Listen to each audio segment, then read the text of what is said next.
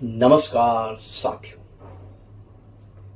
मैं हूं एंकर पंकज सिंह और आप देख रहे हैं एक ऐसा विषय जिसने पूरे देश के युवाओं, अभिभावकों और शिक्षा व्यवस्था को झकझोर कर रख दिया।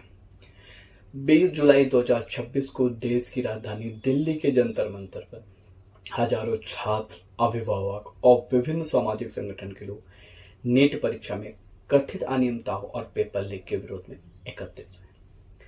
प्रदर्शनकारियों की मांग थी कि दोषियों के विरुद्ध कड़ी कार्रवाई हो, परीक्षा प्रणाली को पूरी तरह से पारदर्शी बनाया जाए और युवाओं के भविष्य के साथ किसी भी प्रकार का खिलवाड़ न होना दिया जाए।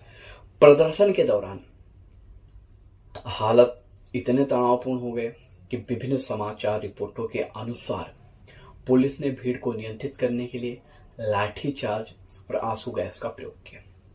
इस दौरान कई प्रदर्शनकारी घायल हुए और कुछ लोगों को हिरासत में लिया गया। इन घायलों का इलाज भी हुआ। इन घटनाओं के बाद पूरे देश में यह बहस का बहुत बड़ा मुद्दा बन गया। लोकतंत्र में विरोध प्रदर्शन की सीमाएं क्या है और कानून व्यवस्था बनाए रखने के लिए बल का प्रयोग कब और कितना उचित किया जाना चाहिए, यह भी विषय सोचने के लिए मजबूर होना पड़ा। सोशल मीडिया पर कई तरह के दावे भी सामने आए, जिनमें यह दावा किया गया कि जो आंसू गैस के गोले प्रयोग किए गए पुलिस प्रशासन द्वारा वो एक्सपायर थे। हालांकि इस दावे का स्वतंत्र आधिकारिक रूप से कोई पुष्टि नहीं हुई पाई, इसलिए किसी भी निष्कर्ष पर पहुंचने से पहले आधिकारिक जांच और विश्वसनीय तथ्यों का इंतजार करना हम लोगों की आवश्यकता और मजबूरी। यह घटना केवल एक विरोध प्रदर्शन तक सीमित नहीं है।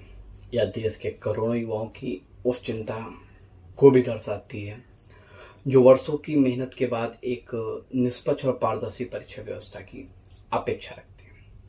जब किसी परीक्षा की विश्वसनीयता पर सवाल उठता है तो केवल परिणाम ही नहीं बल्कि पूरे शिक्षा तंत्र पर विश्वास प्रभावित होता है।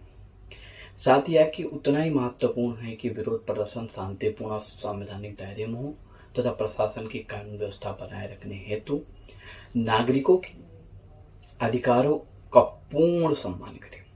लोकतंत्र की वास्तविक शक्ति संवाद, पारदर्शिता और जवाबदेही में निहित है। अब सबसे बड़ा प्रश्न है, क्या देश की परीक्षा व्यवस्था को और अधिक सुरक्षित और पारदर्शी बनाने के लिए कठोर और स्थायी सुधारों की आवश्यकता है? क्या ऐसे मामलों में दोषियों के त्वरित और कठोर दंड मिलना चाहिए? ऐसे मामलों में